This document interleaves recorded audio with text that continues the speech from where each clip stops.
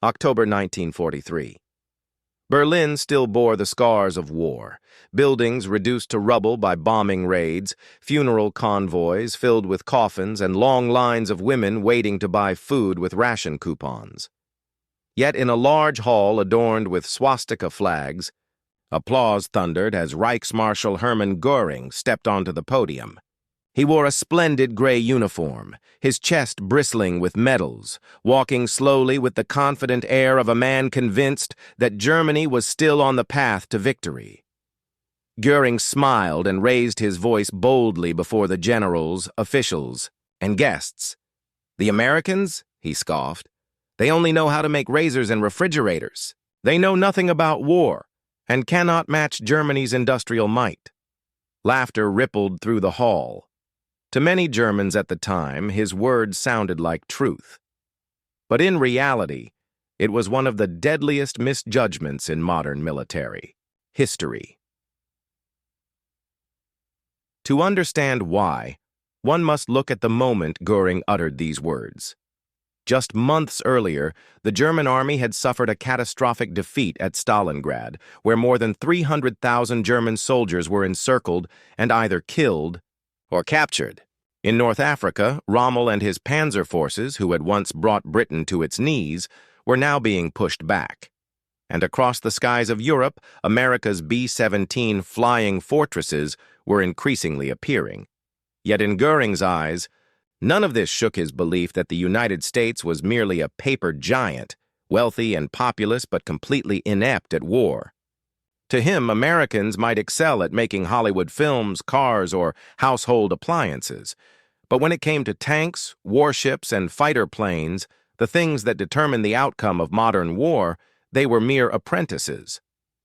The irony was that what Göring mocked was precisely the foundation that would allow the U.S. to unleash an industrial storm unprecedented in human history.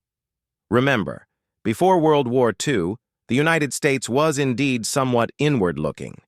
Citizens were preoccupied with the Great Depression, and the government sought to avoid European entanglements.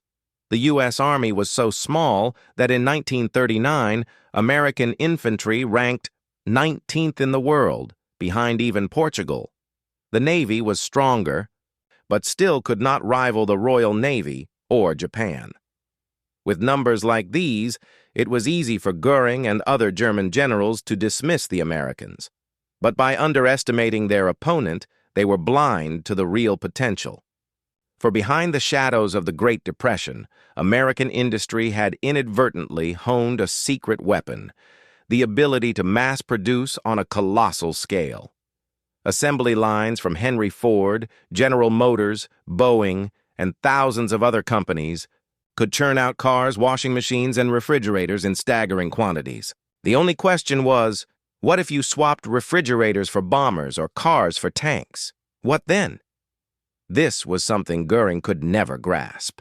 He had witnessed World War I, when the U.S. only participated in the final 2 years and largely relied on European weapons. In his mind, the American soldier remained a dilettante, clumsy amateurs leaning on their allies. Moreover, the Nazi leadership carried a cultural arrogance. They viewed Americans as a mongrel society, a chaotic mix of immigrants, black people, Jews, Irish. How could a nation like that stand firm in total war? Göring's belief was reinforced by flawed intelligence reports that consistently underestimated American production. His closest advisors dared not contradict him, for any criticism could be seen as a lack of faith in the Führer's victory. Yet, at the very moment Göring stood on the wooden podium, mocking razors and refrigerators, massive factories across the Atlantic were burning the midnight oil.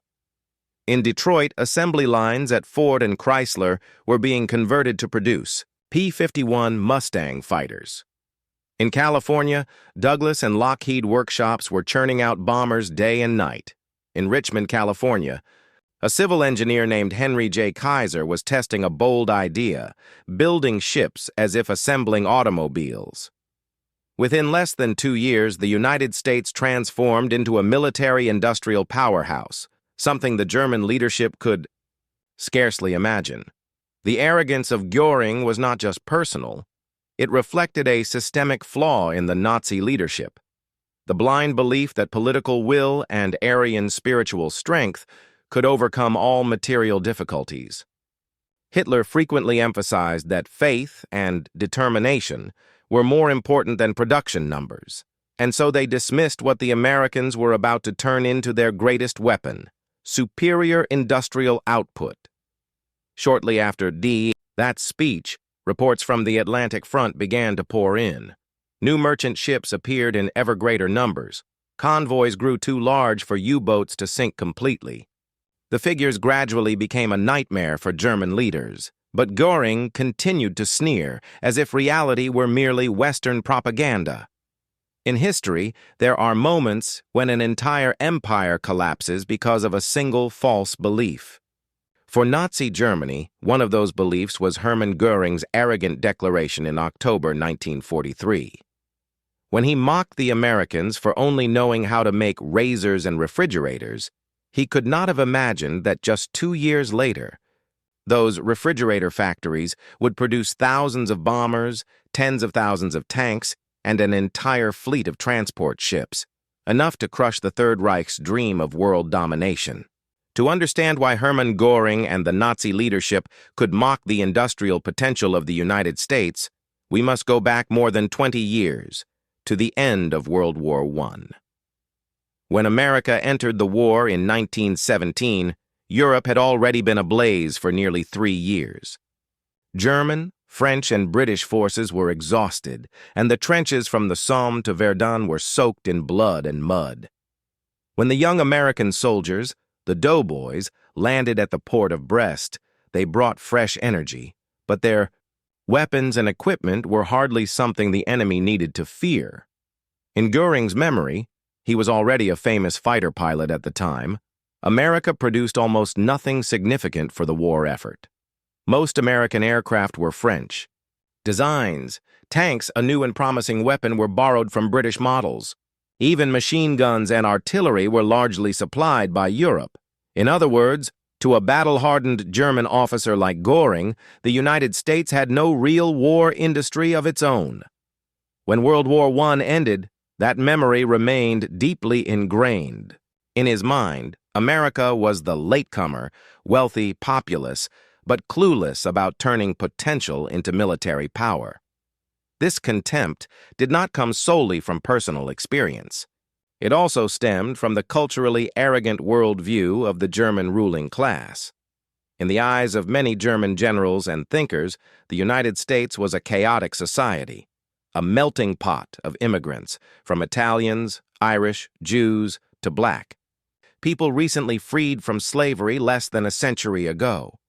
For a regime built on the ideology of Aryan supremacy, the idea that such a mixed society could unite and wage modern total war was inconceivable. Hitler often mocked America in meetings as a land of Jewish capitalists and black slaves. Göring, born into aristocracy and accustomed to luxury, never doubted such statements. This cultural arrogance blinded them to a crucial reality: that very diversity would become the foundation of America's industrial might. Germans saw a mixed people. In reality, it was a labor force of nearly 130 million, capable of mobilizing every profession, every skill, and transforming them into unprecedented productive power. Another reason Göring was confident in America's weakness was flawed intelligence and self-censorship within the Nazi bureaucracy. Between 1939 and 1941, as Hitler and Göring prepared for total war, many reports from German economists warned that the United States had enormous industrial potential.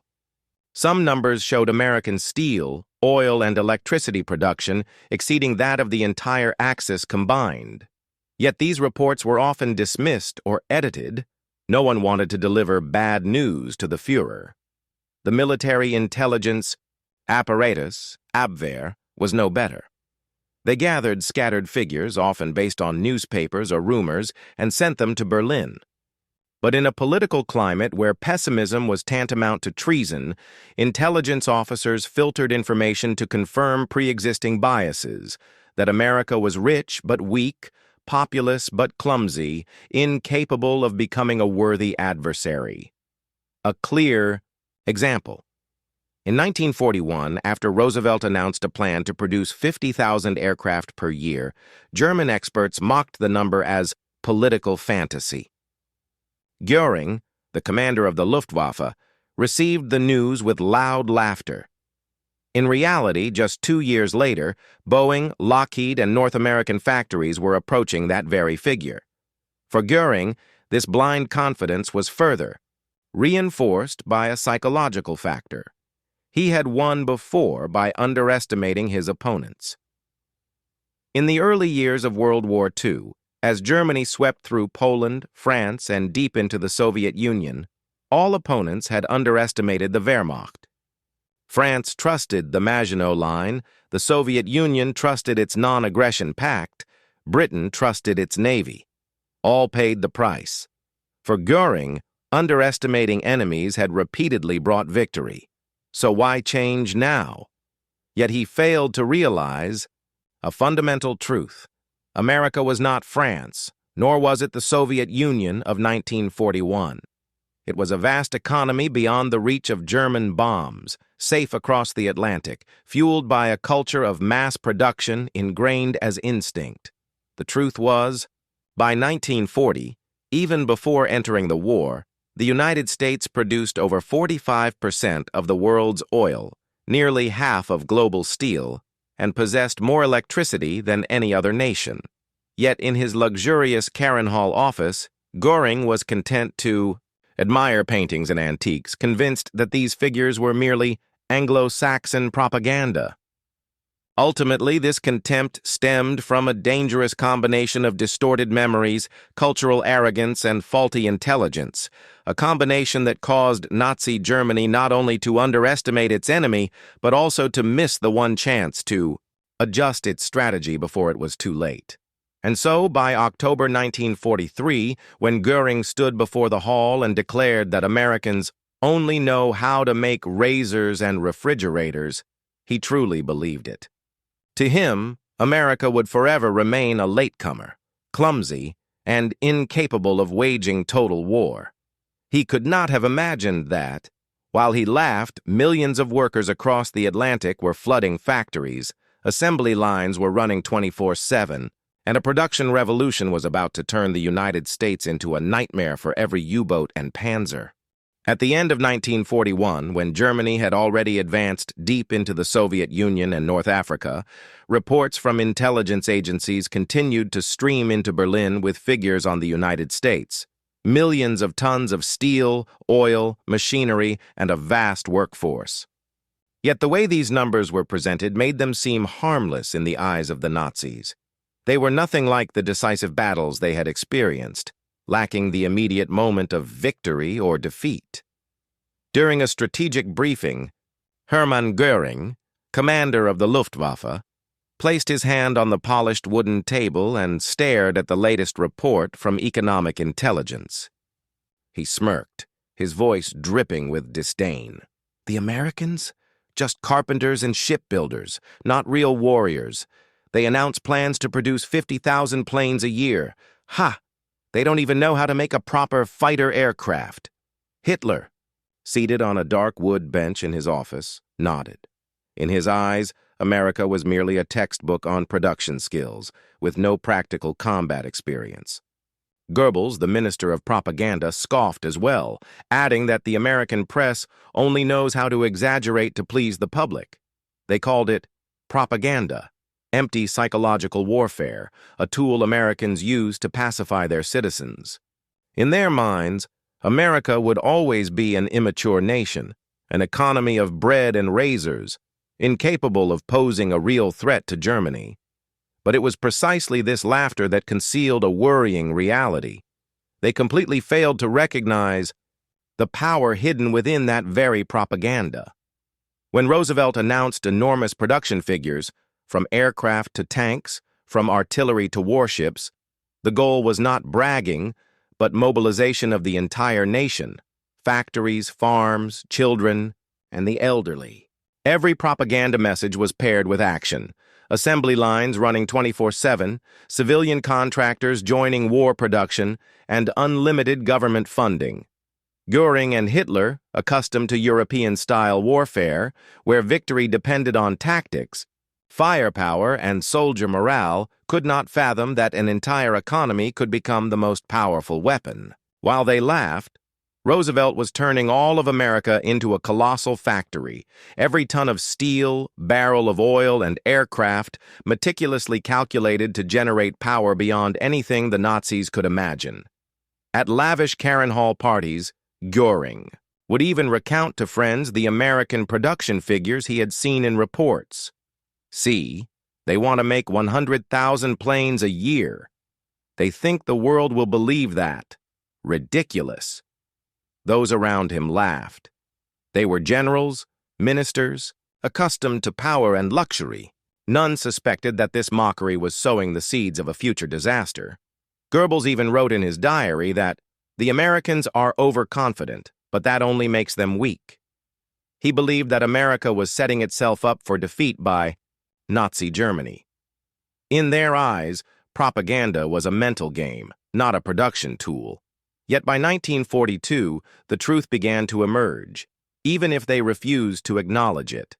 German U-boats sank many transatlantic cargo ships. At first, they saw it as easy victories. But statistics showed American shipments were reaching Europe faster than U-boats could destroy them. Every week, tens of thousands of tons of weapons, ammunition, and food continued to arrive in Britain and the Soviet Union. Göring maintained his contempt. Just a few more squadrons and they will collapse. But he failed to realize that Americans never stopped producing. They only needed to absorb a few losses to continue increasing their strength. Their mockery of American propaganda also caused the Nazis to miss an early warning opportunity. Had they studied the numbers carefully, had they believed that those messages reflected real capability, they might have adjusted strategy, targeting production infrastructure, attacking supply lines, or preparing for a prolonged war without being caught off guard, but they did not. In the minds of Göring, Hitler, and Goebbels, America remained a nation indulging in its own illusions, a source of amusement, not a genuine threat. Most strikingly, this attitude was not confined to military reports or strategy meetings. It permeated the leadership culture. In caricatures and internal speeches, America was depicted as a clumsy giant, with hands that could do nothing but assemble machinery. This blind confidence became a self-reinforcing loop. Mocking propaganda strengthened contempt, and contempt blinded them further to reality. And it was precisely this cycle that shaped how Nazi Germany would confront American power in the years to come, with laughter, disdain, and a belief that victory would come easily.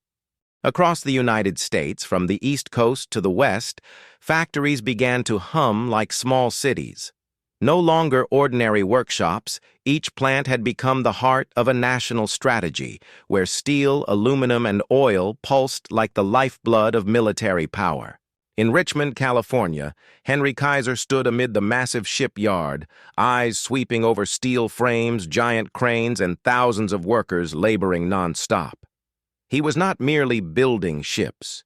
He was creating an entirely new production system, where every step, from cutting steel to welding joints, was orchestrated like a symphonic score. The first Liberty ships took months to complete. The SS Patrick Henry, the program's first symbol, was launched after 244 grueling days of work. But that was only the beginning.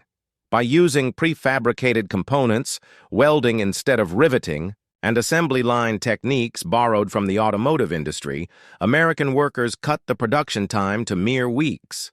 Each piece of a ship was like a piece of a massive three-dimensional puzzle, assembled by hands that had never touched the ocean or the steel of giant vessels.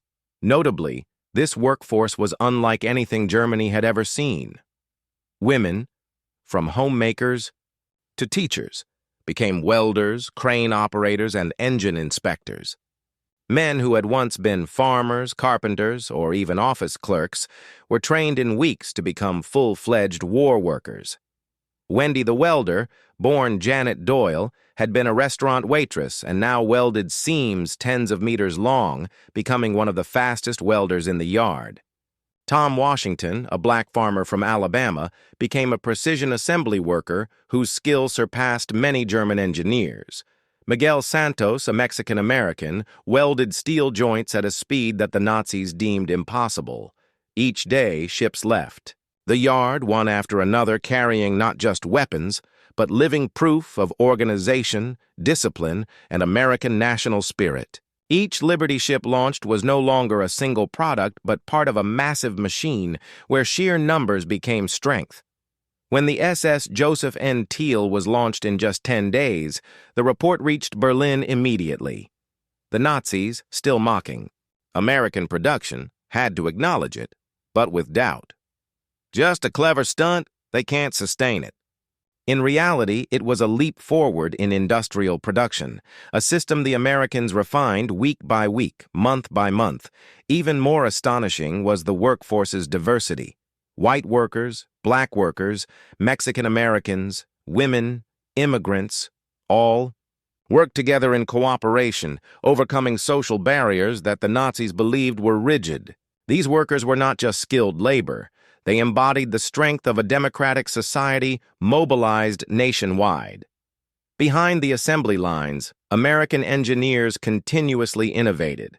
They experimented with new welding techniques, optimized crane placement, and improved parts transportation systems. Each innovation reduced production time, increased durability, and cut costs. Meanwhile, Nazi Germany clung to traditional methods, valuing quality but ignoring the power of speed and scale. The entire United States functioned like one enormous assembly line. From the steel mills in Pittsburgh, engine factories in Toledo, power plants in Scranton, to shipyards along the coasts, every material and component was delivered at the right time and place, like a perfectly synchronized musical score. Not just production, but logistics became a weapon the Nazis had never seen. Moreover, American workers labored not merely for wages or pressure, but out of national pride and responsibility to the Allies. They understood that every Liberty ship, every plane rolling off the line was a heartbeat in the heart of victory, a lifeline for their allies and for their own country. While Nazi Germany mocked, America demonstrated a lesson history would not forget. The strength of a nation lies not only in its army, but in its factories, its workers, and its ability to mobilize the entire nation for war. Each Liberty ship leaving the docks was a reminder that American propaganda was not empty words. It was planning, action, and results. And it was on the factory floors, amid welding sparks, the roar of cranes, and the smell of grease, that America created a war machine capable of changing the world, while Nazi Germany still thought it a joke. The combination of speed, scale, skill, and national spirit turned propaganda into reality, a reality Göring would eventually confront, but far too late.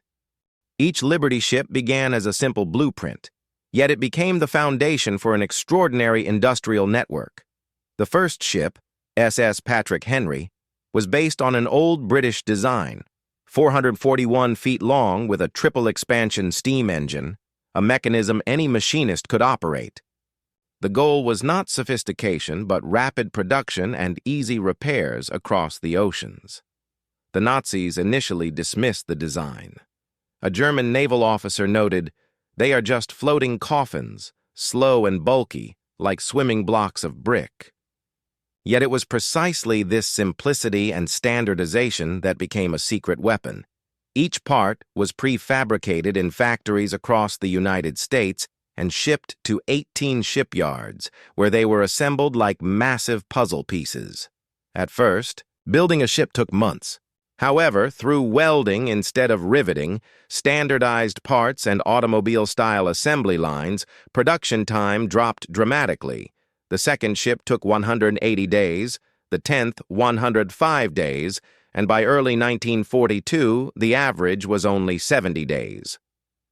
When Henry Kaiser claimed a Liberty ship could be completed in just 10 days, the German press called it a hoax. In September 1942, at the Oregon Shipbuilding Corporation in Portland, the SS Joseph N. Teal was launched just 10 days after its keel was laid. 3 shifts of workers labored around the clock, lifting hundreds of ton components into place with massive cranes, while welders, many trained only 6 months prior, produced perfect, millimeter-precise seams. The workforce in this extraordinary effort came from all walks of life. Homemakers became welders, farmers became assemblers, teachers supervised production lines, and immigrants from around the world learned to operate cranes and mechanical equipment. Wendy the welder, Tom Washington, and Miguel Santos were living proof of the American labor force's adaptability and strength, far exceeding anything the Nazis had anticipated.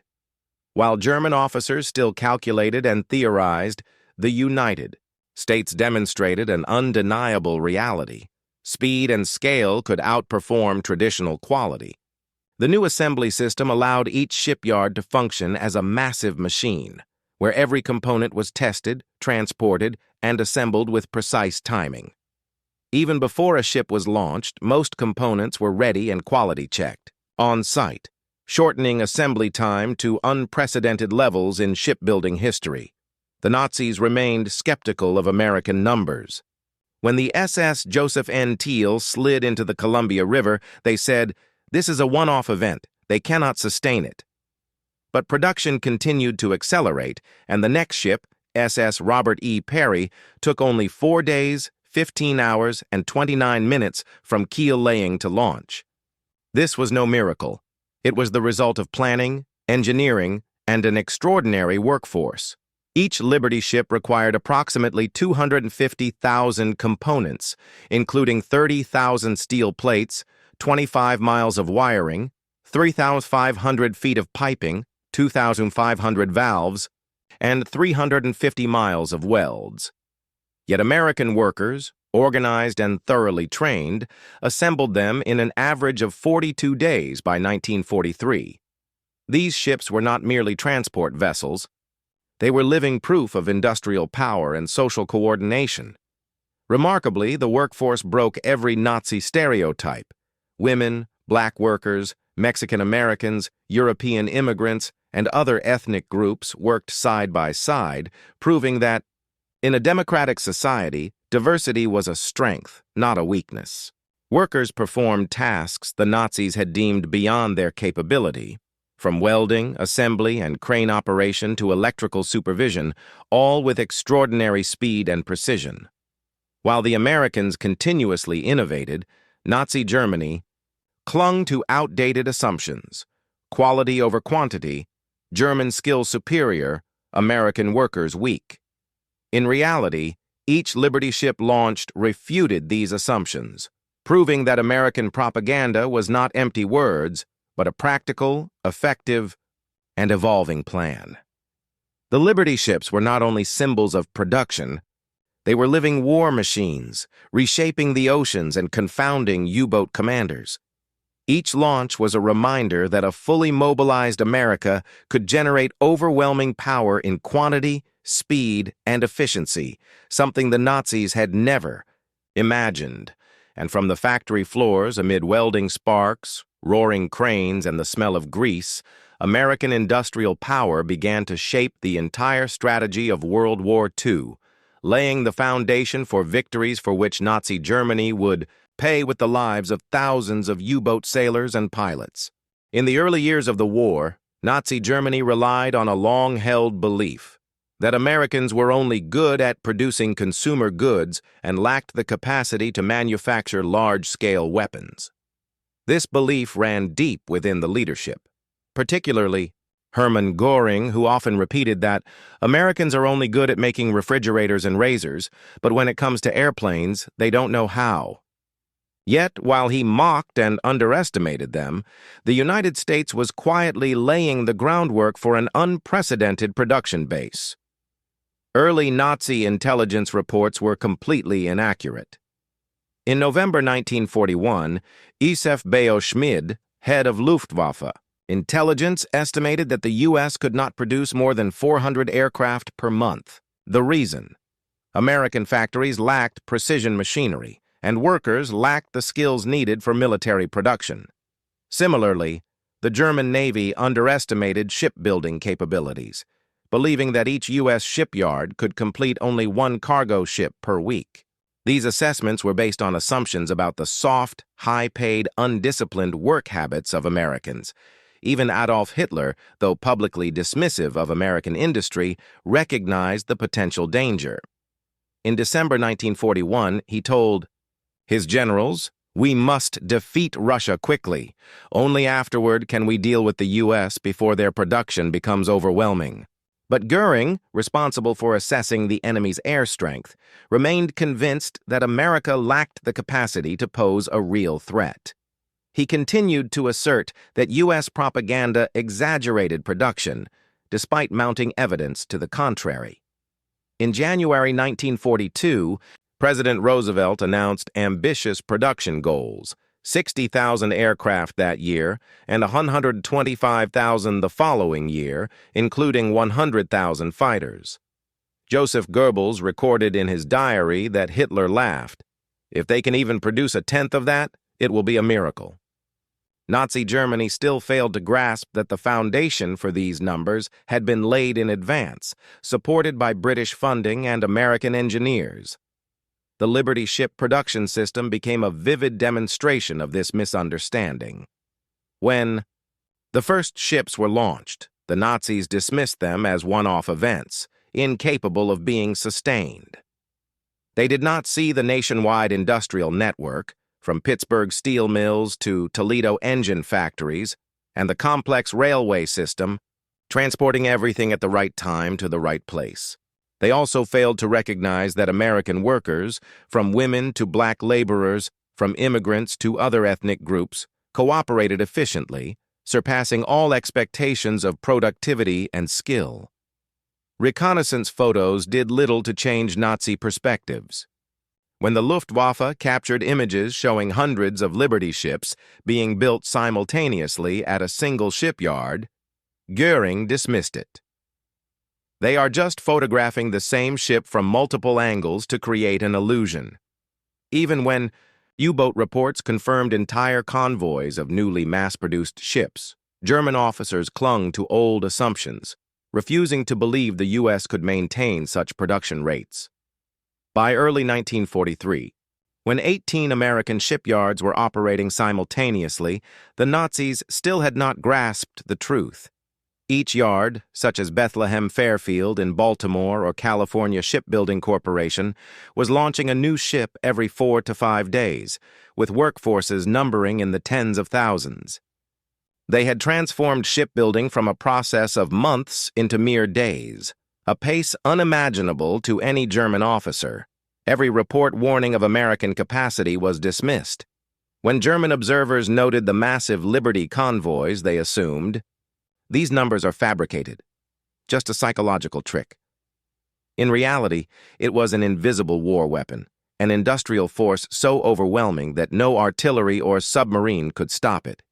Even when Goering faced undeniable evidence, overhead, photos, U-boat reports, and intelligence dispatches, he sought justification for his views.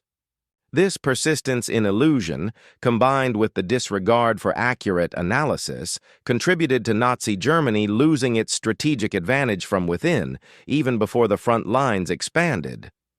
These errors were not simply Goering's personal failings. They reflected a conservative mindset, based on outdated World War I assumptions, prejudice against American capabilities, and blind faith in German quality over American quantity. By the time reality began to emerge, the production figures, the shipyard imagery, and the successive Liberty ship convoys, it was far too late to correct their misconceptions. In the eyes of German officers, each Liberty ship became a painful reminder of misjudgment. Each vessel was not only a means of transport, but proof that the U.S., by mobilizing society as a whole, could surpass every imagined limit and shatter the enemy's confidence in their own abilities. This underestimation of American power would continue to be tested as subsequent chapters revealed unprecedented production figures, extraordinary construction speed, and the diversity of the American workforce, all combining into a war machine that Nazi Germany could never have imagined. When discussing America's industrial triumph, one cannot overlook the people behind the Liberty ships. They were not generals or politicians. They were workers, women, immigrants, farmers, former teachers, and even those who had never touched a ship before. American strength did not come solely from factories or assembly lines, but from the intelligence, perseverance, and creativity of millions of ordinary people. At the Oregon Shipbuilding Corporation in Portland, in September 1942, thousands of workers moved in an industrial dance as precise as any military formation. Each shift lasted 8 to 12 hours, with 3 shifts running continuously to ensure that prefabricated parts were assembled on time. Among them, Janet Doyle, better known as Wendy the Welder, had once been a diner waitress, but she became one of the fastest welders in the yard. Her hands were nimble, her eyes sharp, filling gaps between steel plates with flawless welds. Janet was not alone. Beside her was Tom Washington, a black farmer from Alabama, now a master ship assembler, inspecting massive metal components with pinpoint accuracy. Miguel Santos, a Mexican-American, also excelled, welding at speeds that defied expectations, proving that skill knew no race or social status. These individuals, coming from diverse classes, regions, and cultures, erased every prejudice the Nazis believed impossible to overcome. At the Richmond, California yard, hundreds of women, collectively known as Rosie the Riveters, operated welding machines, cranes, and installed electrical systems. While American society still held gender biases, these women not only performed physically demanding work, but shattered the notion that they could not handle high-level technical roles. The workflow in the shipyards was a picture of extraordinary coordination and organization. Each part of a Liberty ship, from hulls and engines to electrical systems and interiors, was manufactured simultaneously in factories across the United States.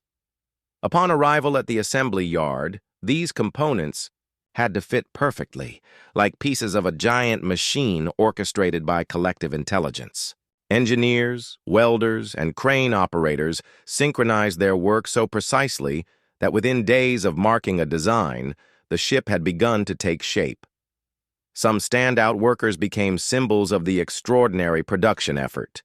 Catherine Glasscock, formerly a teacher, was the fastest welder in the Richmond yard, completing welds up to 35 feet per hour. Richmond Jones, a black crane operator, lifted 250-ton sections with inch-perfect precision. 19-year-old Mary Piloseno supervised electrical installation, running 5 miles of wiring in under 20 hours. These figures sound impossible, yet they were daily reality in the shipyards. Diversity extended beyond skills. Asian Americans, Northern Europeans, Jewish Americans, Native Americans, and other ethnic groups worked together, eliminating barriers that the Nazis assumed were unbreakable. Even as racial prejudice persisted in wider American society, the shipyards created a meritocratic environment. Only results mattered, and collaboration and productivity prevailed. The spirit of this workforce was another key factor. Americans were not coerced. They worked with pride, creativity, and loyalty to their country. Families participated, children attended school while parents worked, and the yards provided daycare, free medical care, and a safe environment. Wages of $120 per hour exceeded average earnings in Germany and encouraged investment in war bonds, turning work into a contribution to the national strategy. While Nazi Germany forced labor from occupied territories, causing strikes, sabotage, and low productivity, American workers labored tirelessly, continuously improving processes and suggesting innovations to save time and materials. Small improvements accumulated into staggering differences, reducing ship construction from months to weeks. and in some cases, mere days, as with the record-breaking SS Joseph N. Teal. Every Liberty ship completed was the product of collective intelligence, diverse collaboration, and extraordinary dedication. These people did not merely build ships. They created a symbol of democratic strength, demonstrating that a free society could mobilize its full human potential to overcome seemingly impossible challenges. It was individuals, Janet, Tom, Miguel, Catherine, Richmond, Mary, who turned industrial vision into reality, transforming Nazi misconceptions into a historical lesson on the power of free, cooperative, and creative labor. From the earliest efforts, Liberty ship production accelerated so rapidly that even Nazi officials could hardly believe it. Initially, each ship took hundreds of days to complete, but with new techniques, streamlined processes, and the extraordinary coordination of the workforce, construction times steadily decreased. The first ship, SS Patrick Henry, took 244 days to complete. The second ship required 180 days, the 10th 105 days, and by January 1942, an average Liberty ship could be finished in just 70 days. Henry Kaiser, the architect of this manufacturing revolution, did not stop there. He announced that a ship could be built in just 10 days, a goal that the Nazis dismissed as impossible propaganda. Yet at Oregon Shipbuilding in Portland on September 13, 1942, workers began assembling SS Joseph N. Teal at 12:01 a.m. Every component, from the hull and engine to electrical systems and interiors, was prefabricated and ready to be assembled, like a perfectly orchestrated industrial symphony. 3 shifts worked around the clock. Massive cranes lifted hundreds of ton sections with inch-perfect precision, and welders who had never held a torch 6 months earlier now produced miles of flawless welds each day. Finally, on September 23, 1942, SS Joseph N. Teal was launched after only 10 days. German observers insisted it was a trick. It's a hoax. They cannot sustain this pace. Not long after, in November 1942, Richmond, California, set another record with SS Robert E. Perry. On paper, every part had been prepared in advance: 250 steel plates, miles of wiring, engines, all assembled synchronously like a giant machine. Kaiser selected the best workers. For the task, Catherine Glasscock, master welder; Richmond Jones, chief crane operator; Mary Piloseno, electrical supervisor. In just 4 days, 15 hours, and 29 minutes, the 14,000-ton ship was completed and ready for wartime service. These numbers astounded German observers and had a profound psychological impact. Initially, reports of such rapid launches were dismissed as illusions or propaganda. Hermann Goering insisted, "The quality must be poor. The quantity is meaningless." Yet consecutive fleets appeared, with dozens, then hundreds of ships simultaneously in American ports, proving that the U.S. was building an unstoppable naval transport force. The strategic impact on Nazi Germany was devastating. U-boat crews, trained to sink transport ships, realized that every vessel they destroyed was just a drop in the ocean. In November 1942, U-boats set a record, sinking 69,000 tons of cargo, but the U.S. had launched 3 times that amount. Every Liberty ship completed forced German planners to adjust their strategy, yet they could not keep pace. America's rapid production also forced Germany to rethink naval and maritime strategy. Reports from U-boat commanders showed that the convoys were not only vast, but also uniformly constructed, easily maintained, and carefully organized. Just months earlier, the Nazis believed they could control the seas by sinking individual ships. Now, they faced a massive, flexible, virtually limitless production system, where new ships appeared faster than they could destroy them. Meanwhile, American shipyards continued to increase productivity. Engineers accelerated assembly while improving ship design, reducing weight, increasing durability, and optimizing electrical and ventilation systems, all without slowing production. Each improvement delivered a double benefit, enhancing the combat capability of the ships while maintaining the enormous production tempo. The Nazis could not fathom the coordination of manpower, technology, and process in America. Consecutive. Records in shipbuilding speed, productivity, and quality stood as living proof of industrial democracy's power. With each Liberty ship launched, the U.S. not only expanded its transport fleet, but also sent a clear message to the enemy, all. Efforts to disrupt supply lines were temporary, and they faced an unstoppable production machine. From individual effort to nationwide coordination, Liberty ships became a vivid symbol of American industrial capability, where every person, every technique, and every innovation combined into a peerless warfighting force. And while Goering persisted in denial, each ship's launch served as a reminder of Nazi strategic errors, their underestimation of American industrial potential, and the nation's unyielding resolve. As Liberty ships continued to launch at a staggering pace, the impact went far beyond mere numbers or tonnage. Reconnaissance photographs taken by the Luftwaffe, initially dismissed by German officials as illusions or propaganda, began to reveal an undeniable reality. By December 1942, images showed hundreds of ships being built simultaneously in a single port, neatly arranged and ready to sail in massive convoys. When recorded by reconnaissance officer Hedman Wilhelmus, this information demonstrated that American production capacity exceeded all previous estimates by tenfold. Even more astonishing was the reaction of Nazi leadership. Goering, still insisting that the photos and figures were mirages, trickery using the same ship photographed from multiple angles, refused to acknowledge American capability. Meanwhile, U-boat commanders directly confronting the convoys began to recognize the impending disaster.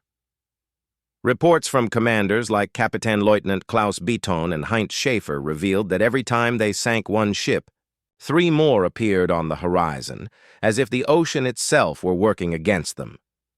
By January 1943, U-boat data began to paint an undeniable picture. Each large convoy consisted entirely of new, standardized ships designed for easy maintenance and operation. They no longer had to worry about individual vessels. They faced a nationwide industrial system where the loss of a single ship did not diminish America's supply or logistics capabilities. The psychological effect on U-boat crews was devastating. Many officers began comparing their efforts to scooping the ocean with a spoon.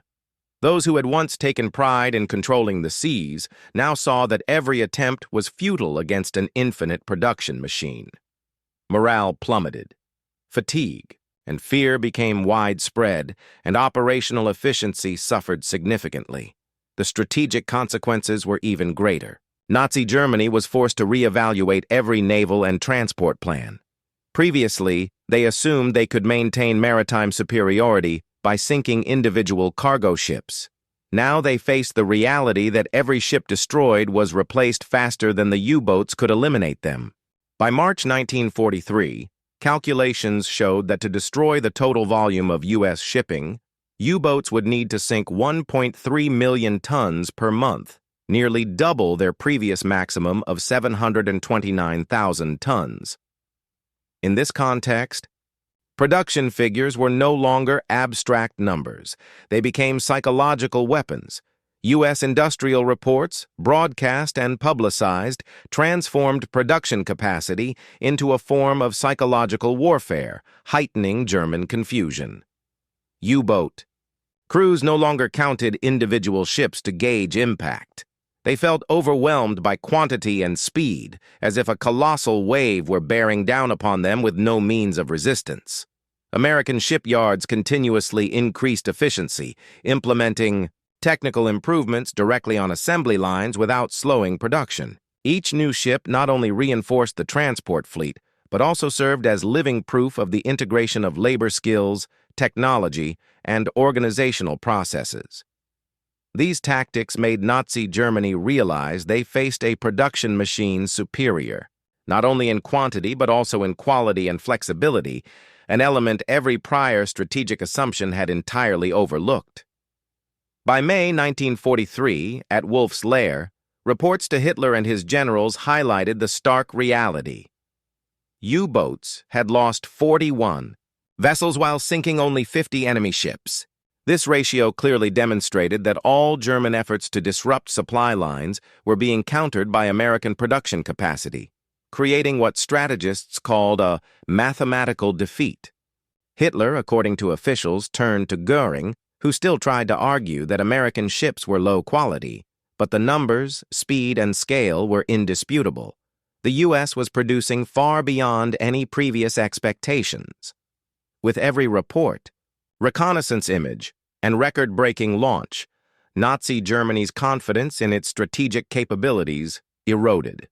Those who once trusted in German technical and military superiority began to realize they had underestimated an opponent based on outdated assumptions and bias. Panic spread not only among commanders, but also on the front lines, where crews witnessed enormous convoys streaming into the sea, seemingly never-ending. Liberty ships became a psychological symbol of industrial warfare. They did not merely transport materials. They sent a message that America could surpass all limits, organize all available forces, and convert civilian resources into overwhelming wartime power. With each ship launched, Nazi Germany understood that it was not simply fighting vessels. It was confronting an unbeatable industrial system, where every temporary victory was immediately nullified by the speed and scale of American production. The success of the Liberty ship program was not only rooted in simple designs or advanced techniques, but also in a diverse, creative, and tireless workforce. When shipyards activated production lines, they recruited workers from every segment of society who had never before imagined roles in heavy industry. Homemakers, store clerks, farmers, and laborers from crafts or service jobs. These individuals were quickly trained and became experts in entirely new fields, transforming amateur labor into astonishing wartime production capability. Among them, women, Rosie the Riveters, became iconic symbols of change. Janet Doyle, a former waitress known as Wendy the Welder, quickly mastered welding techniques and completed steel joints at remarkable speed. Alongside her, thousands of women were trained to perform complex technical tasks, from welding steel structures to installing electrical systems, ensuring ships were completed both rapidly and accurately. African Americans also played a crucial role, shattering every racial assumption the Nazis had imagined. Thomas Washington, a former farmer from Alabama, became one of the finest ship assemblers, capable of positioning steel plates and engines weighing hundreds of tons with an error margin of less than an inch. His precision and speed exceeded even the standards of skilled German craftsmen. These skills proved that assumptions about gender and race held no weight against real ability and dedication. The inclusivity extended beyond women and African Americans.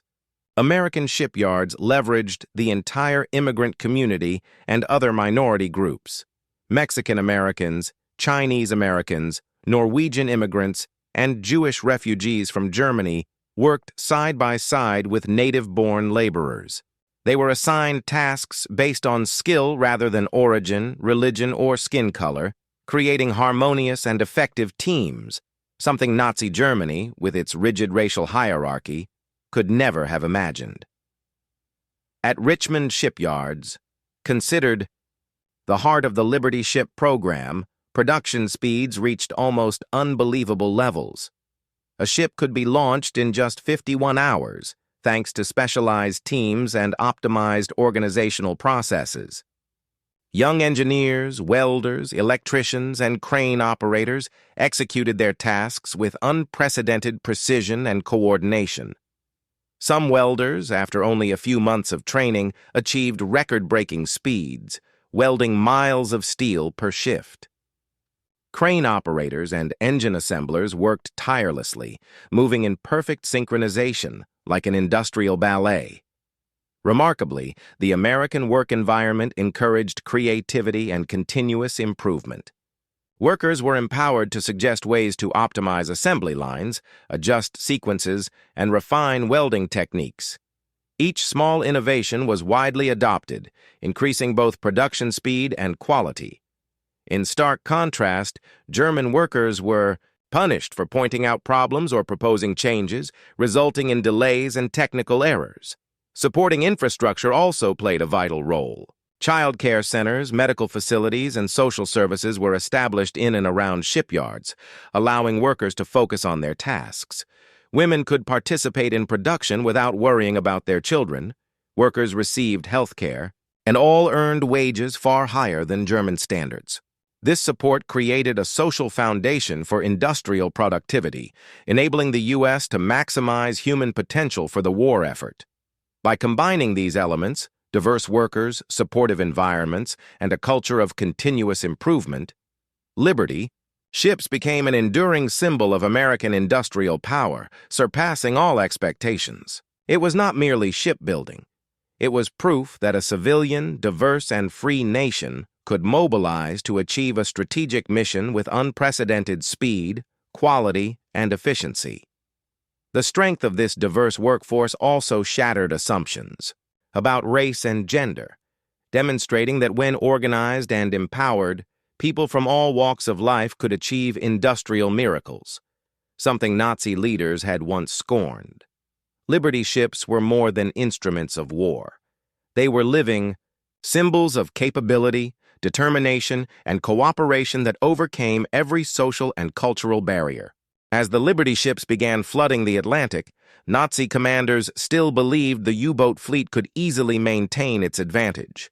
Since the start of the war, U-boats had been a nightmare for Allied supply lines, destroying millions of tons of shipping. Yet they had not anticipated America's superior production speed, a force that could not be stopped by any underwater warfare tactic. U-boat officers, from Kapitänleutnant Klaus Beaton to Kapitänleutnant Heinz Schaefer, all took note of the change. Convoys they could once completely destroy now appeared on an unprecedented scale, 50, 60, even 100 brand-new ships at a time, all built to uniform standards. A single U-boat could sink a few vessels, but by the time they returned, a fleet of new ships had already filled the gap, rendering every effort meaningless. May 1943, known as Black May for Germany, made this helplessness painfully clear. That month, the U-boat fleet lost 41 submarines, while American shipping far exceeded the number of ships they sank. They realized that any ambush or underwater raid could not keep pace with America's replacement speed. A Liberty ship, completed in just 42 days, required only a fraction of the time that German shipyards needed to build a comparable vessel, creating an industrial balance heavily skewed toward the U.S. statistics became a psychological weapon for Germany. Luftwaffe reconnaissance images of Liberty convoys demonstrated that American shipyards could launch dozens of ships simultaneously, a volume Germany had once thought impossible. A report by Hedman Wilhelmus in December 1942 warned that if these observations were accurate, American shipbuilding capacity exceeded German estimates by a factor of 10. Yet Göring and other senior officials ignored the data, insisting it was an illusion created by the Americans. The Liberty ships were more than transport units. They were a form of industrial warfare, reflecting the organization and capability of the United States. Each ship, made of 250,000 separate components, including 25 miles of electrical wiring, 3,500 feet of piping, 2,500 valves, and 350 miles of welds, was assembled with unprecedented precision and speed. The diverse, well-trained workforce was at the heart of this miracle. Meanwhile, Germany continued to employ every tactic to sink ships. U-boat fleets attacked convoys relentlessly, but their losses mounted. Every ship sunk was just a tiny fraction of the hundreds still sailing. U-boat commanders quickly realized they were fighting a complete production system, not just individual. vessels. Capitan Lieutenant Herbert Vera, commander of U-415, described the experience. "We could see the Liberty ships through the periscope, fresh gray paint, welds visible, deck equipment uniform. They appeared constantly, convoy after convoy, and we realized we were facing an entire industrial system. This helplessness became an enormous psychological burden for U-boat crews. They had to count the ships they sank each day. But the numbers no longer carried strategic meaning. Every effort was immediately offset by America's superior production speed. By January 1944, American production statistics were broadcast over the radio as a form of psychological warfare. The unimaginable numbers, hundreds of ships sailing every month, eroded all confidence in Germany's ability to achieve victory at sea. Admiral Donuts, Chief of Staff of the German Navy, had once estimated that to break even in the shipping war, U-boats needed to sink 1.3 million tons of cargo per month. Yet their best previous month had been only 729,000 tons. From that point, every figure and tactic became meaningless. The U-boat fleet was being crushed by arithmetic and American industrial power. This is the clearest demonstration of America's industrial superiority. No fleet, however elite, could defeat the continuous replacement rate of Liberty ships. It was not merely a naval war, it was a war of production capacity, where the U.S. triumphed without firing a single gun or launching a single aircraft.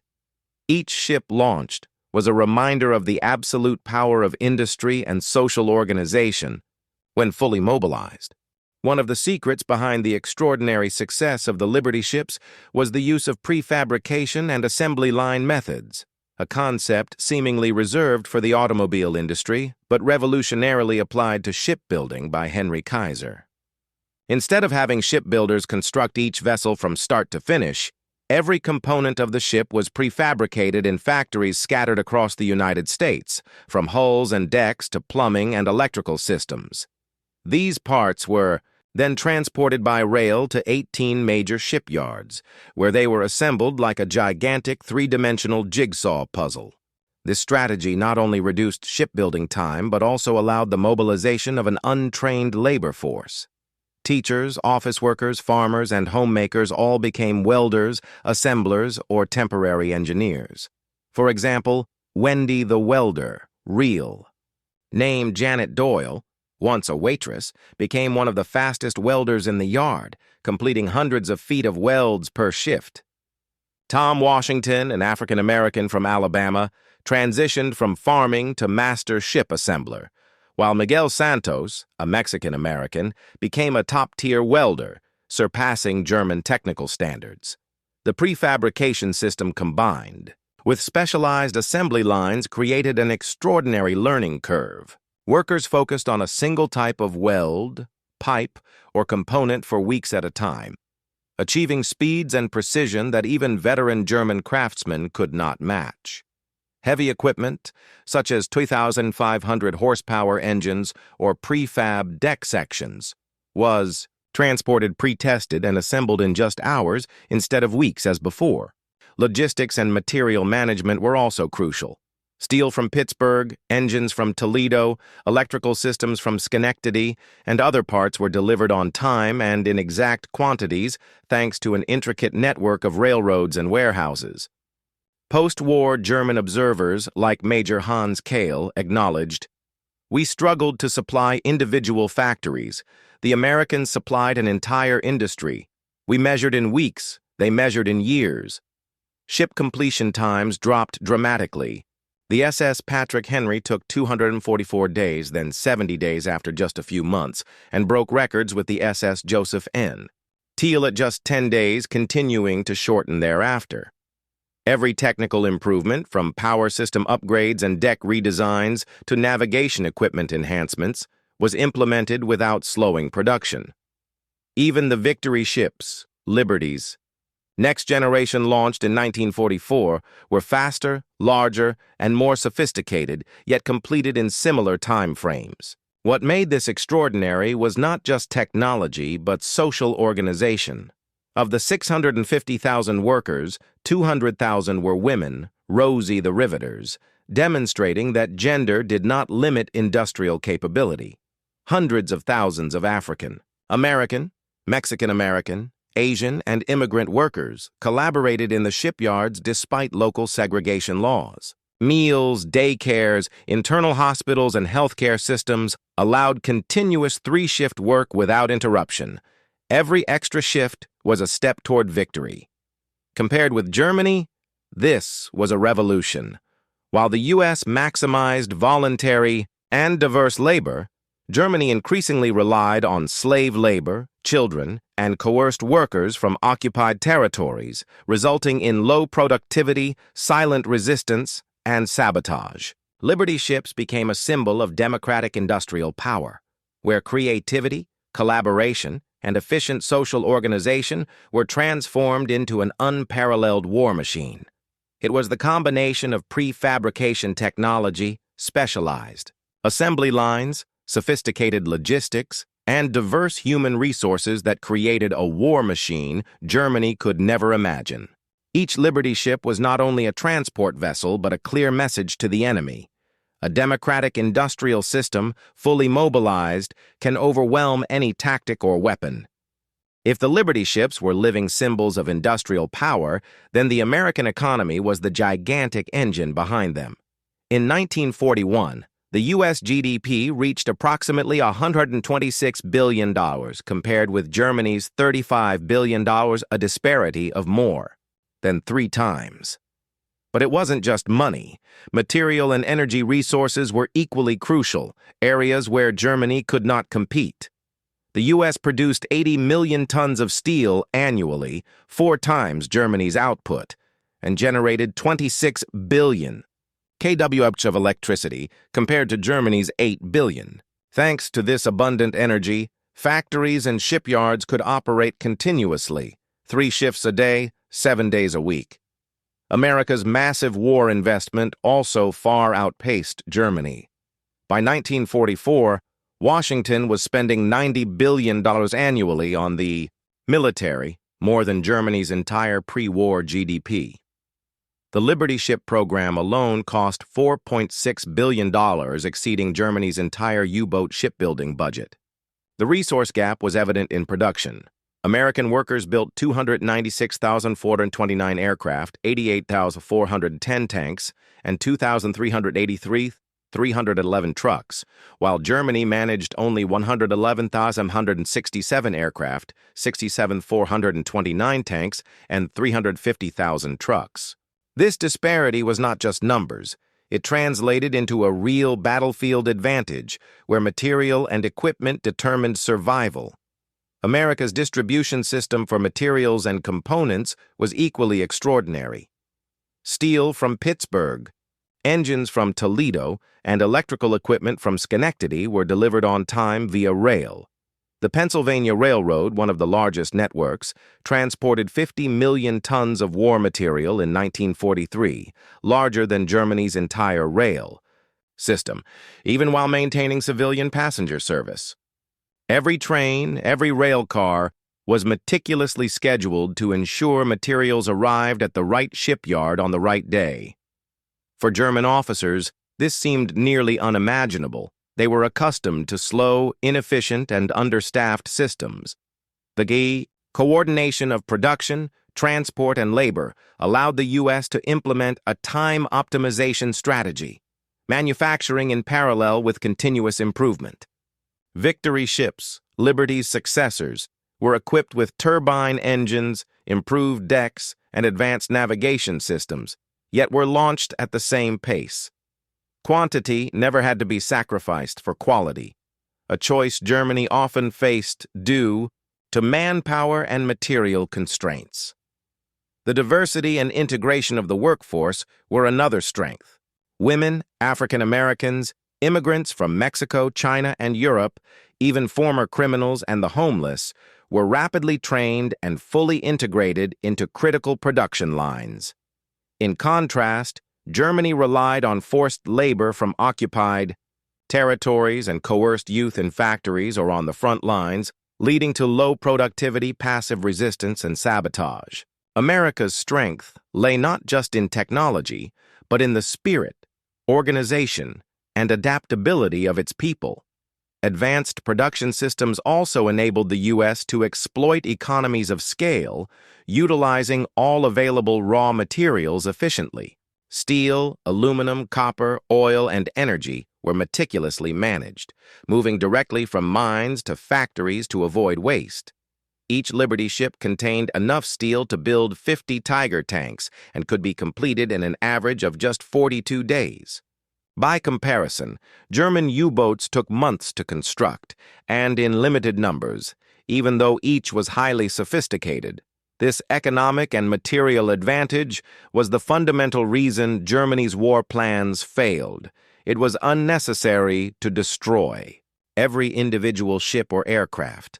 As long as the U.S. maintained its massive production flow, continuously supplying Britain and the Soviet Union, German strategies involving U-boats, aircraft, and infantry became meaningless. Germany might sink hundreds of thousands of tons of supplies in a month, but the U.S. was producing millions of tons, far outpacing their sabotage efforts. Through these numbers, Liberty ships became a symbol of economic power, proving that democracy and free enterprise, when properly organized, can surpass any authoritarian system, regardless of its sophistication or ferocity. Each ship, each truck, each aircraft was not merely a weapon. It was a manifestation of a nation's overall strength. A nation wealthy not only in resources, but capable of transforming those resources into victory. Every number, every strategy, every Liberty and Victory ship was operated by real people, with their hands, minds, and spirit. They were factory workers, welders, engineers, women, African Americans, and immigrants, all mobilized within an unprecedented production system. At the Richmond shipyards, each worker was trained to perform a single specialized task, optimizing both speed and quality. Women, the Riveters, who once only cooked or sewed, became skilled welders, transforming 12mm thick steel plates into durable hulls capable of withstanding the waves of the Atlantic. People like Janet Doyle, a former waitress, and Mary Pilosegno, a 19-year-old Italian-American responsible for electrical systems, not only learned their trades quickly, but also surpassed social expectations. They worked alongside individuals such as Tom Washington, a former African-American farmer from Alabama, and Miguel Santos, a Mexican-American whom fascist ideology had deemed inferior. This collaboration not only increased productivity, but also challenged all preconceived notions of gender, race, and class. The shipyards were also laboratories for innovative social initiatives, on-site schools for workers' children, daycare centers, free medical facilities, and full meals. For everyone, even during wartime, were provided. Workers earned $1.20 an hour, far above German daily wages. With extra income, they purchased war bonds, contributing to the national economy while reinforcing national pride and morale. Diversity and integration were not only social achievements, but also significantly accelerated production. People with no prior welding or assembly experience now operated 250-ton cranes, installed 140-ton engines, and wired 5-mile electrical systems in mere hours. Using the method of task specialization, each person focused on a single process, achieving speed and precision unimaginable to German shipyards, which relied on skilled labor but had limited personnel and organization. Moreover, diversity broke through deep social barriers. Chinese, Norwegian, Jewish, Mexican, and European workers all labored side by side in a society that still had segregation. Yet in the shipyards, skill, ability, and dedication, not skin color or origin, were the criteria. This was a living social experiment, proving that when properly organized, a free and diverse society could achieve productivity surpassing even that of a centralized authoritarian regime. The human story in the shipyards was more than production. It was the creation of a wartime community where individual spirit, responsibility, and creativity merged into extraordinary collective power. Voluntary overtime, process improvement initiatives, and workforce harmony all generated an unstoppable drive. At the end of a shift, American workers left the yard not only tired but proud, knowing each weld and each steel plate was a direct contribution to their nation's victory. In contrast, German factories relied on forced labor, youth, and prisoners, resulting in low productivity and exhausted morale. Workers were coerced, often engaged in silent sabotage, and had no autonomy or creativity. This contrast between voluntary pride and coerced fear became an unconventional weapon for the U.S., one Germany could neither measure nor destroy. Individual stories, from Emma Martinez, a Mexican-American woman welding 300 feet per shift, to Dorothy Luck, operating massive cranes, and Thomas Washington, an African-American ship assembler, demonstrated that when trusted and given opportunity, people could achieve miracles. These individuals did more than build ships.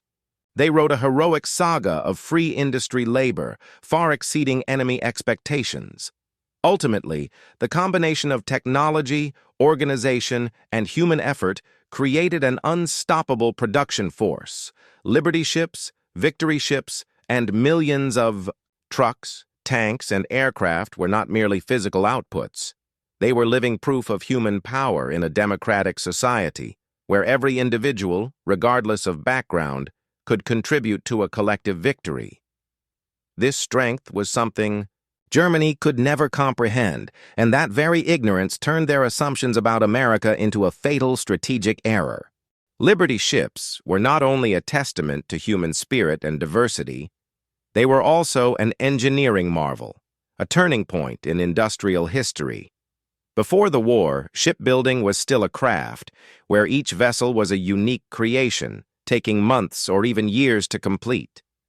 But in the United States, under the leadership of Henry J. Kaiser, the principles of mass production from the automotive industry were applied to shipbuilding.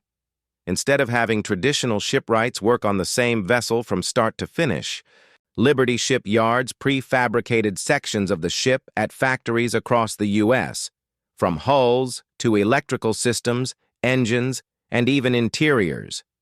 These components were then transported to 18 major shipyards, where they were assembled like a gigantic three-dimensional puzzle. This approach reduced construction time from nearly a year to a few weeks, and eventually to just a few days for record-breaking builds. The next major breakthrough was welding instead of riveting.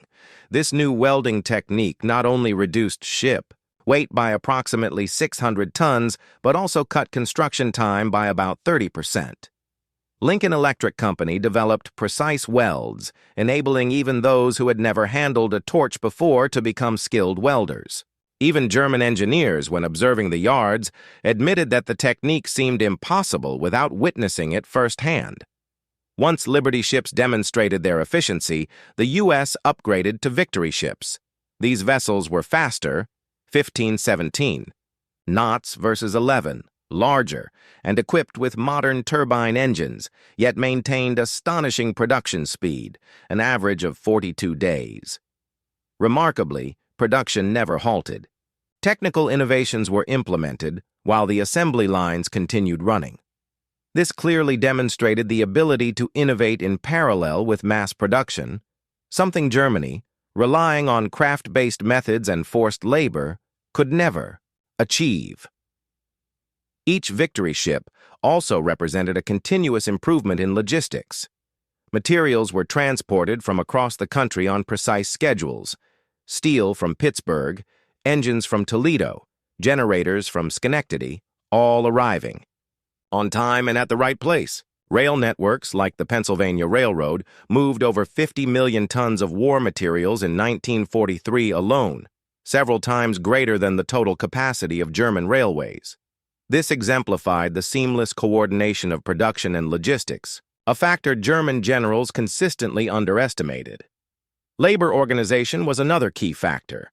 Assembly lines divided work into highly specialized tasks, achieving extraordinary speed and quality.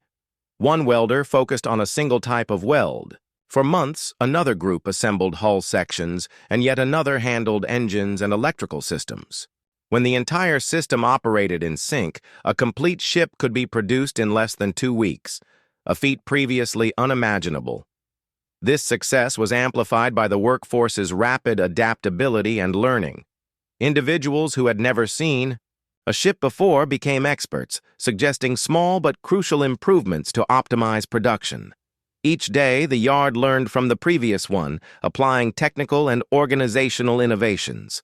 This was a model of continuous improvement, where productivity and quality were complementary rather than in conflict. American engineers and managers maximized the use of data and production analysis. They measured everything: time to install, each component, number of welds per worker, transport speed, and material usage. Every metric was recorded and analyzed to optimize processes. This was the foundation of modern production management, predating terms like lean manufacturing or Six Sigma that would emerge after the war. As a result, Liberty and Victory ships were not just strategic transport vessels, but living proof of a superior production system where human skill, technology, logistics, and management combined to create an almost invincible industrial force. When these ships reached Europe, they carried not only supplies, ammunition, tanks, and aircraft, but also a clear message to the enemy. Germany could sink ships, but it could never stop U.S. production lines and industrial synergy. Even the best German intelligence reports could not keep pace with this speed. Aerial reconnaissance, U-boat crew reports, and production data all confirmed one reality. Once fully mobilized, American industry was a fighting force with power exceeding all expectations and predictions. It was a strategic weapon invisible on the map, yet decisive in determining the course of the war. When it comes to war, numbers are more than statistics. They are weapons, and the United States transformed industrial capacity into a superior invisible weapon that determined every outcome. Before German leaders, what they saw in production, figures represented an unavoidable disaster. While German U-boats achieved remarkable feats in sinking millions of tons of Allied supplies, American production rates far outstripped their ability to destroy. By May 1943, U.S. shipyards were producing 3 Liberty ships per day, with an average construction time of 42 days. Meanwhile, the U-boat, the ultimate German weapon in naval warfare, faced a harsh reality. Every ship sunk was immediately replaced by 3 new ones. This ratio represented not just material loss, but psychological defeat, signaling to the enemy that the hunt the ship strategy was no longer a path to supremacy. American industrial power extended far beyond ship numbers. During the same period, the U.S. produced nearly 9,000 aircraft per month compared to Germany's 2,000. Tanks, 2,000 versus Germany's 500. Military vehicles, from jeeps to heavy trucks, numbered 2.5 million, surpassing the total mechanized forces of Germany. No statistics suggested that Germany could keep pace, despite every effort by Albert Speer, Minister of Armaments and War Production. In Europe, these numbers translated into an unequal war. In the Atlantic convoys, German U-boats faced increasingly long, modern, and well-protected fleets. Liberty and Victory ships carried not only cargo but the war-making potential of the future: tanks, artillery, ammunition, and aircraft. A single convoy, stretching for tens of miles, became a symbol of the unmatched capacity of American industry, leaving U-boats with no way to gain strategic advantage. Statistics also exposed the catastrophic loss rate Germany suffered trying to match American production. During the Black May campaign of 1943, U-boats lost 41 vessels while sinking only 50 Allied ships. A month earlier, their record tonnage sunk was 729,000 tons, but the U.S. had already produced millions of tons more, rendering German wartime achievement strategically meaningless. It wasn't just ships, aircraft, and tanks, it was tens of thousands of auxiliary weapons, 257,000 artillery pieces, 2.6 million machine guns, and 41 billion rounds of ammunition. Every production category far exceeded Germany's capacity to consume or destroy. When these figures were presented to Hitler, even his most loyal advisors had to admit that all previous war projections were upended. American industrial capacity became an unstoppable war machine, where each hour of labor produced military power Germany could never counter. The story of Liberty ships became emblematic of the entire U.S. production strategy. A ship completed in 42 days, a record once thought impossible, became the industrial standard, multiplied by hundreds of additional ships simultaneously. This rate rendered every U-boat tactic ineffective. Each sinking was a temporary success, but the overall course of the war had already tilted toward America. Furthermore, these numbers had social and human significance. Among the shipyard workforce were approximately 200,000 women, 250,000 African Americans, and tens of thousands of immigrant laborers. This cooperation broke every preconception about gender and race, creating a production force superior to Germany's, which relied on forced and slave labor. This human strength, combined with technology and intelligent management, made American industrial capacity a comprehensive strategic weapon, one that German leaders, particularly Göring, had yet to believe in. By the end of 1943, the statistics were undeniable.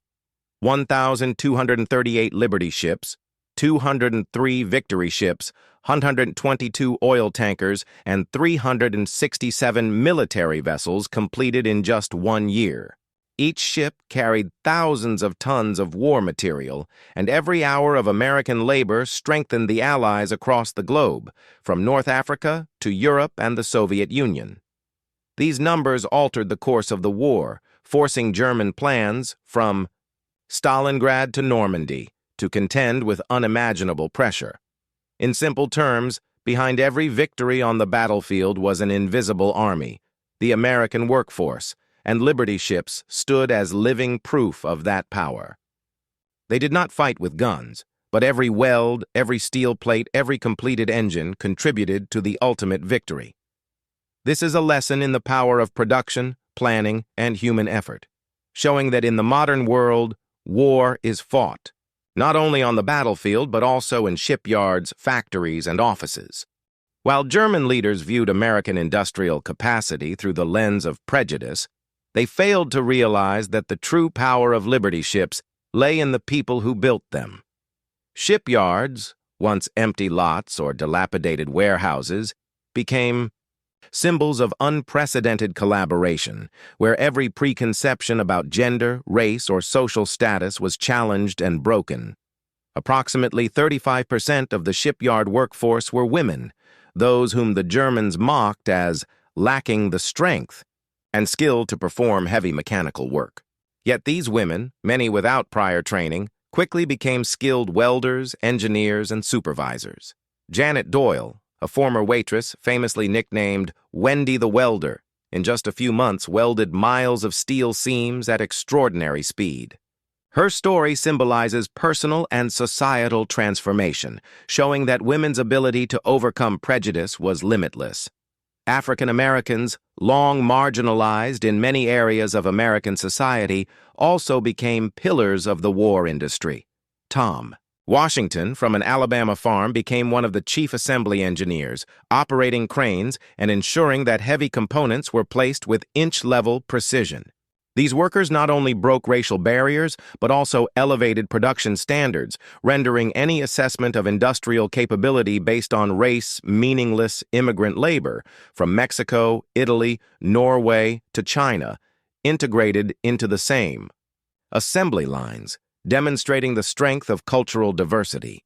German leaders, with their theories of racial supremacy, could never have imagined this scene, Workers from every background collaborating seamlessly to produce ships superior in both quantity and quality. No ideology could predict the power generated by such cooperation. At Richmond and Portland, shipyards were not merely workplaces. They became models of progressive social organization. Women received on-site childcare, vocational training, and wages high for the era. Integrated cafeterias served all labor groups, breaking down racial barriers that existed outside the gates. Internal medical facilities ensured that every worker remained healthy and productive. This attention to welfare and training accelerated production in ways Germany, relying on forced and slave labor, could never achieve.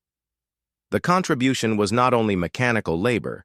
Managers, engineers, and support staff all participated in innovation.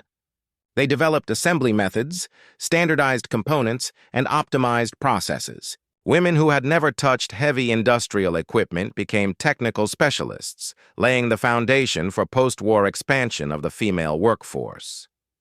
The social impact extended beyond the factories. When Liberty ships were launched, they carried a message of cooperation and human strength, radiating from America's coasts to battlefields worldwide.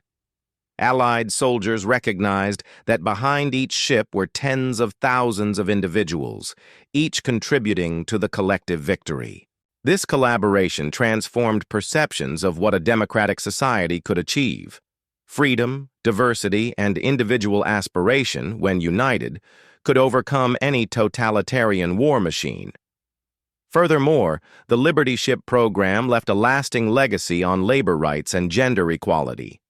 Women who participated continued to join the workforce after the war, securing roles in engineering, manufacturing, and management. Improvements in healthcare, vocational education, and technical training became models for industrial welfare. Programs for decades afterward, influencing industries not only in the U.S., but globally. In reality, social strength and workforce diversity demonstrated that a nation could triumph not merely through weapons or machinery, but through creativity, solidarity, and faith in its people. While Göring and German advisors relied on prejudice, Americans leveraged every resource, every skill, turning difference into an unbreakable strategic advantage. Looking back, Liberty ships were more than industrial or wartime symbols. They embodied human power, the ability to challenge prejudice, transcend limits, and prove that in the modern world, true victory belongs to those who know how to collaborate, innovate, and maximize human potential. Every weld, every steel plate, every worker was a piece of comprehensive victory, where engineering, spirit, and humanity converged to create a force Germany could never imagine. When Liberty ships proved that the U.S. could produce thousands of cargo vessels in a short period, industrial and military leaders didn't stop there.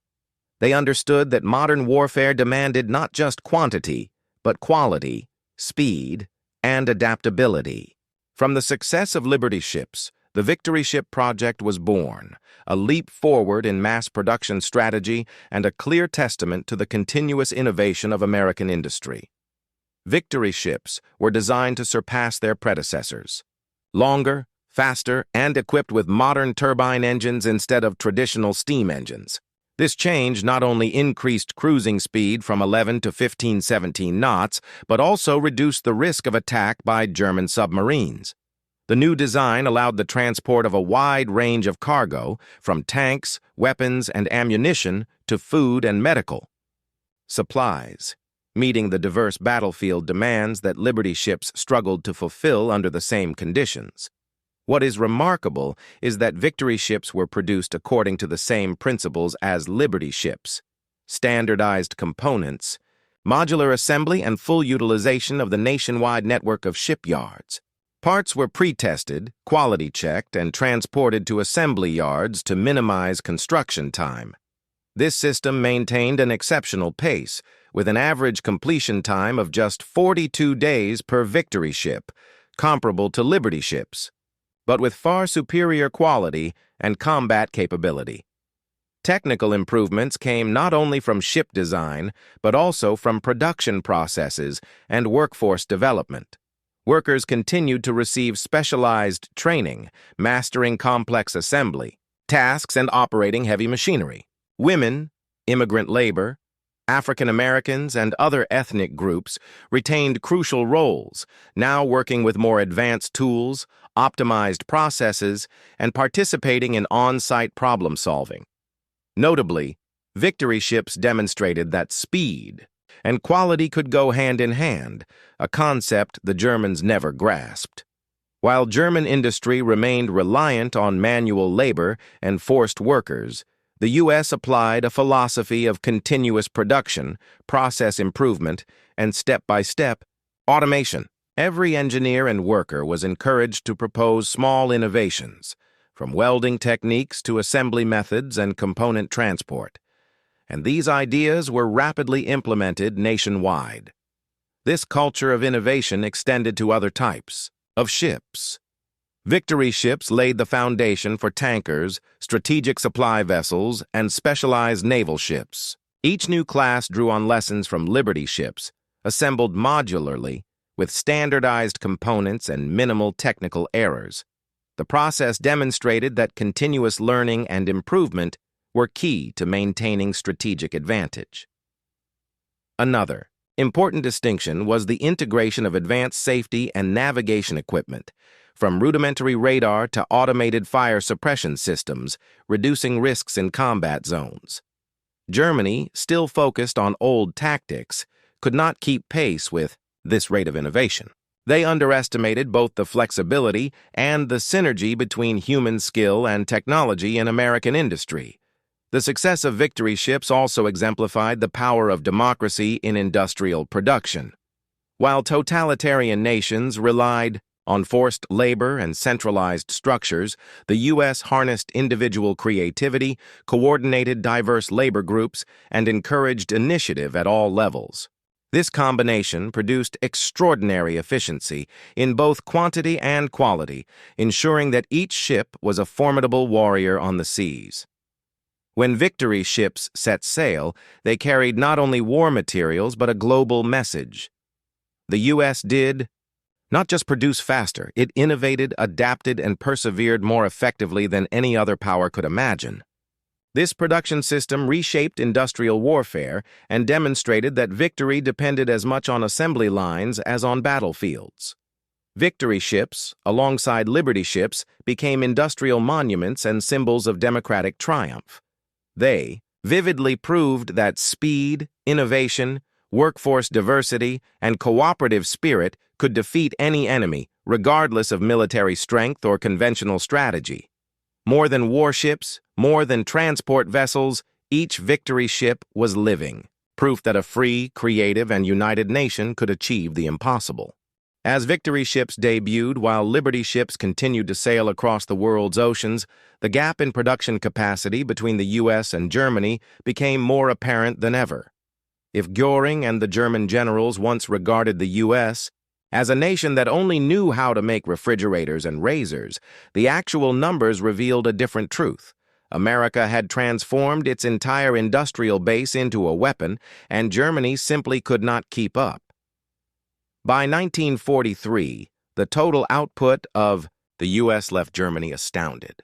While Liberty ships took an average of 42 days to complete, victory ships maintained the same pace, but with higher quality and cargo capacity.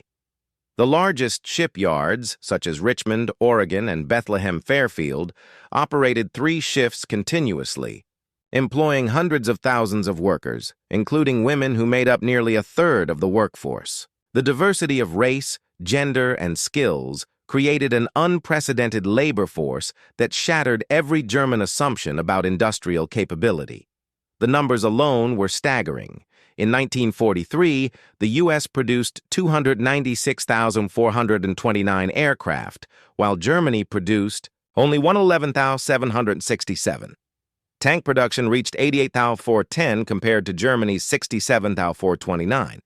Military trucks, the U.S. manufactured 2,383,311, while Germany produced only 350,000. These figures were not just dry statistics. They represented a battlefield Germany could not match, where every attempt to destroy a ship or convoy was immediately offset by America's colossal replacement rate. Particularly with Liberty ships, the total U.S. production during the war reached 2,710 ships, with Victory ships adding another 531, over 3,200 strategic transport vessels in total. By contrast, Germany produced only a tiny fraction of the shipping capacity it needed, with hundreds of ships lost to Allied naval operations. Each Liberty or Victory ship was more than a vessel. It was a symbol of industrial supremacy, crucial to sustaining Allied campaigns in Europe and the Pacific. Quality, not just quantity, also created strategic advantages. Victory ships were upgraded with more powerful engines, higher cargo capacity, and modern equipment, allowing American convoys to move faster, safer, and maintain a continuous supply despite the threat of German submarines. The combination of sheer numbers and superior quality rendered all German sabotage strategies ineffective. The U.S. also applied maximum standardization in production, something Germany had never done at this scale. From aircraft and tanks to trucks and warships, every component was standardized, easily replaceable, and quickly assembled. This system not only accelerated production, but minimized technical errors, ensuring each unit was immediately operational. Germany, though renowned for technical excellence, still relied on manual labor, resulting in slower production and difficulty in rapid replacement. Another factor boosting American efficiency was nationwide industrial scale and coordination. Raw materials from Pittsburgh, machinery from Toledo, electrical equipment from Schenectady, and labor from across the states were precisely synchronized. No shipyard lacked materials or manpower. Railroads and domestic transport networks ensured everything arrived on time, every time. Germany, on the other hand, faced material shortages and logistical constraints, delaying all production plans. The gap was reflected not only in numbers but on the battlefield. As Germany continued to lose hundreds of submarines and aircraft, Allied forces received continuous reinforcements, supplies, and modern weaponry. The Normandy campaign vividly demonstrated this. Thousands of ships, hundreds of thousands of tons of weapons, tanks, and vehicles were transported from U.S. factories, turning the English Channel into a non-stop sea of supply vessels. This also reflected differences in production philosophy and workforce management. The U.S. leveraged individual initiative, intrinsic motivation, and worker responsibility, whereas Germany relied on forced labor, strict control, and punishment. This distinction affected not only production speed, but also long-term strategic efficiency, as America not only produced faster, but maintained quality, flexibility, and the ability to adapt to constantly changing wartime requirements. The result was a production-driven superiority in which Germany, despite advanced tactics and technology, could not contend with the constant flow of ships, tanks, aircraft, and munitions from America. These numbers, convoys, and aircraft were not just industrial output. They were real strategic weapons, rendering all German strategic calculations meaningless. Looking back, it becomes clear that America's victory was built not only on the battlefield but on the assembly line. Every Liberty ship, Victory ship, truck, and plane was proof that industrial production could overcome any military theory when properly organized, standardized, and fully utilized. In this context, Göring and the German generals made a fundamental mistake. They underestimated the combined power of a free and creative industrial nation. Kiting bua jong tau kuoi kung lang, xuong va kak victory ships rakoi, di san kwa kuok, san xuat kong en hip kong, lo trong the chien dao tro, nen ro rang hon bao giohet. Liberty ships va victory. Ships kong chi lan hung kon tau. Chung la biu tuong song jong kwa ka nang ket hop gua kong hiep kon nang goi va kien luok. Mot trong hong di san quan trong hat la su te joy trong. Nhan tuk sa hoi ve vai trokwa pu nuva lao jong jadang. Truok chien tran, gan jong tao va sang suat haun hula vung kam, joy voi punu.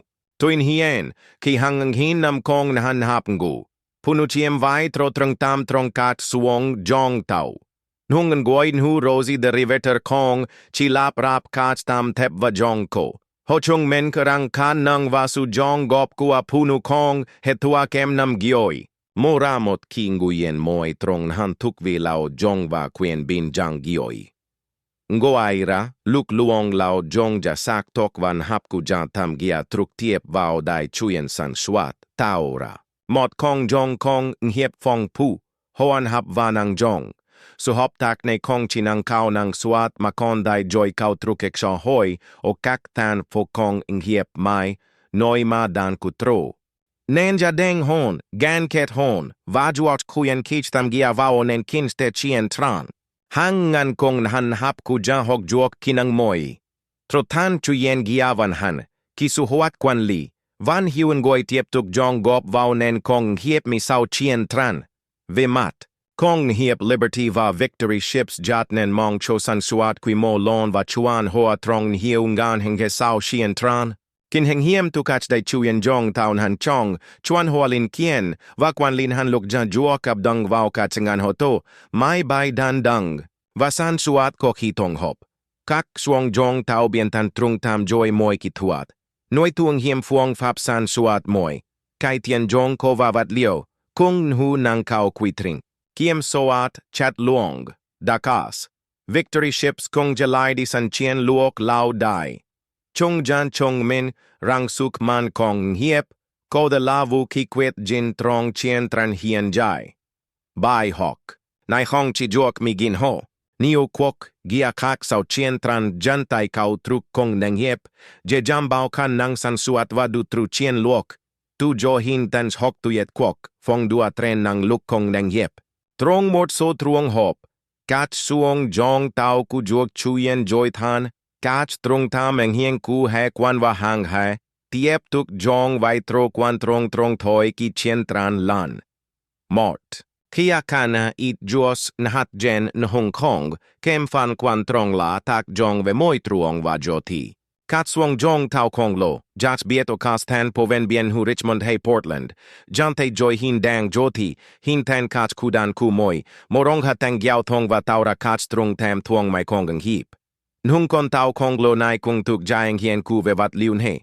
Tape chat luong kao. Va fuong fap han tien tien. Hong yu to so nai an ha huong jen sai dong dan dong va kong nang hiep trento an te gioi. Mot kia kan ha kats la ting tan dan tok va joan. Ket kwok yama liberty va victory ships jai dian. Moai kon tao huan tien, moa chuyen tao vuot jai tai duong hai tai bin duong jo, nhu mot bio tuong kwasuk man tap da va niem tien. Vao kanang kuamot kwok to do. Hang trion guoi mai, tukong han ha mai, kisu, kwan han jen kach nha kwan li, jo kam han rang ho, jang tam gatruk tiep vao chien tang, kong chi bang vuki ma kon bang kanang sang tao, kien han va lao jong cham chi, kuoi kong, di sang kwa liberty va victory ships kon, labai hok lich, su ve chien luok va kong nang giep. Kak tuong lin van ha huach jin chin sak, sao chen tran jon han rarang kui mo san swat, chuan. Hoa va lin hoa trong kwan li lao jong ko the quiet jin ket kwa kua mot kuok chien. Sutan kong nai kung tuk jai kat chuong trin giao dak kituat, jiao tao kong han lan heng he. Wang hien ku kwa hok vat liu, tat ka jiu lan en tang chosufat trien ken te va kwan su sao ne. Hin lai, liberty ships va victory ships kong chilan hung kon tao van tai kong lo. Chung la tuong jai kwa tri tue kong hiep, ting tan lao jong, va suk man kwak gia. Tu kach dai chuyen jong tao chai sang ban ngai jen hung chuyen tao bang kwa bien, chung ja thai joy. Sha hoi, kong hiep, va chen luok kwan su tren tuan de gioi. Nhong bai hok ma shung jelai van kon gia tri jen hom ne, rang san swat ko de lavu ki man me, va kon nguoi, ki hopluk. Ko the jat juok nhung jiu tuong ho kong de.